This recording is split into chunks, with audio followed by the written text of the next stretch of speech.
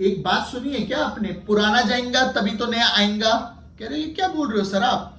मैं आपको एक टर्मिनोलॉजी सिखाना चाहता हूं जिसका नाम है नोवेशन ऑफ कॉन्ट्रैक्ट। नोवेशन का मतलब ही होता है substitution of existing contract with the new contract, जिसमें पुराना कॉन्ट्रैक्ट खत्म हो जाता है और नया कॉन्ट्रैक्ट शुरू हो जाता है। एक छोटा सा एग्जांपल लेते हैं। एक बंदा है मिस्टर ए, जिसने मिस्टर बी से 5,000 रुपए उधार लिए।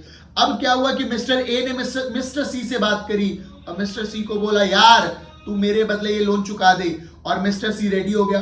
अब जो मिस्टर सी आया वो मिस्टर बी को बोलता है कि अब मिस्टर ए के बदले लोन मैं चुकाऊंगा। तो पुराना जो मिस्टर ए और मिस्टर बी का कॉन्ट्रैक्ट था वो खत्म हो जाएगा और मिस्टर ए और मिस्टर सी का वो कॉन्ट्रैक्ट चालू हो जाएगा। That is called novation of contract. दूसरी टर्मिनोलॉजी जो हम पढ़ेंगे वो कहता है ऑल्ट्रेशन, और मुझे ऑल्ट्रेशन में सिर्फ दर्जी याद आता है। यानी सर जब हम अपने एग्जिस्टिंग चीजों में थोड़ा हेर फेर थोड़ी बहुत बदल कर देते हैं, दैट इज कॉल्ड ऑल्ट्रेशन। कहते हैं सर जब एग्जिस्टिंग कॉन्ट्रैक्ट की थोड़ी सी टर्म्स को बदल देंगे, that is called alteration of contract. For example आपने मेरे से लोन लिया 10% रेट पर अब अचानक से आप बोलते हो सर 8% पे कर दो ना। मैं कहा ओके, यहां पे पार्टी सेम, एग्रीमेंट सेम, सिर्फ उस एग्रीमेंट में थोड़ा सा मॉडिफिकेशन हो गया, दैट इज कॉल्ड ऑल्ट्रेशन। देखो क्या हमें दो आ गए, अब देखो तीसरा और आसान है, तुरंत के तुरंत हमें एक और आ जाएगा। कहता है सर रिमिशन, मुझे थोड़ा सा सर प्लीज बख्श दो, थोड़ा सा माफ कर दो। कहता है क्या हो गया। मैंने कहा सर मेरे एक दोस्त था जिसने मेरे से 5,000 रुपए उधार दिए, पर अब वो ना इंटरेस्ट दे रहा है ना प्रिंसिपल चुका रहा है। मैंने कहा कोई नहीं यार, अपना ही दोस्त है, चल कोई ना। मैंने कहा यार चल 5 नहीं तो 2 ही दे दे।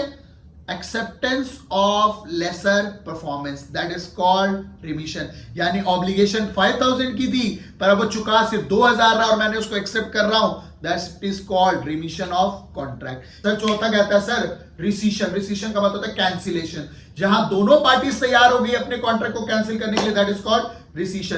कहता है सर ना मुझे आपसे पढ़ना है, मैंने कहा मैं तुझे पढ़ाना भी नहीं चाहता, हम दोनों एक दूसरे को कॉन्ट्रैक्ट को कैंसिल कर रहे हैं, दैट इज कॉल्ड रिसीशन। अब बहुत इंपॉर्टेंट है सर, पूरी तरीके से माफ किया। कहता है सर आपके ना पैसे मैं चुका ही नहीं पाऊंगा। मैं कहा कोई नहीं, देने की जरूरत भी नहीं है, जा मैंने तुझे माफ किया। जा मैंने तुझे माफ किया को बोलता है वेवर। यानी वेवर का मतलब था अब आपको परफॉर्म करने की जरूरत नहीं है। अब देखो एक लास्ट टर्मिनोलॉजी बहुत ज्यादा इंपॉर्टेंट, मर्जर। मर्जर का मतलब होता है मिल जाना।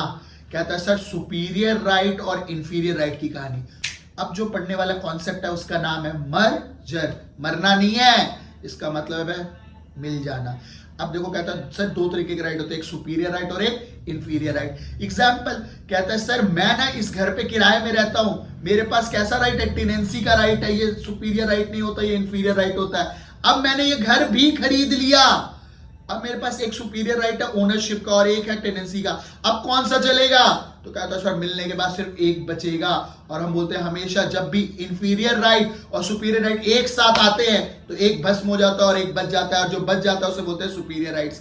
यानी सर अपने आप ही मेरा टेनेंसी वाला कॉन्ट्रैक्ट क्या हो जाएगा, खत्म हो जाएगा। क्यों खत्म हो जाएगा, क्योंकि सर जैसे ही बड़ा वाला राइट मैंने मर्ज कर लिया इंफीरियर राइट के साथ तो इंफीरियर राइट खत्म। जैसे महाभारत में आता था एक तीर इधर से आया और एक तीर इधर से आया, जैसे ही टकराया तो जो कमजोर वाला होता था वो भस्म हो जाता था और बड़ा वाला रह जाता था। वैसे अपने लॉ में सर 2 राइट्स, एक इंफीरियर राइट्स और एक सुपीरियर राइट्स आए। इंफीरियर राइट्स का नाम था टेनेंसी वाला और सुपीरियर का था ओनरशिप वाला। जैसे ही दोनों टकराए तो इंफीरियर वाला खत्म हो गया, मेरे पास कौन सा रह गया, ओनरशिप। ऑब्वियस सी बात है सर अब मैं थोड़ी रेंट दूंगा क्योंकि अब मैं क्या बन चुका, ओनर। तो जो मेरा रेंट एग्रीमेंट था वो अपने आप ही खत्म हो गया। क्या मैं 6 तरह की टर्मिनोलॉजी हमें आ सकती है।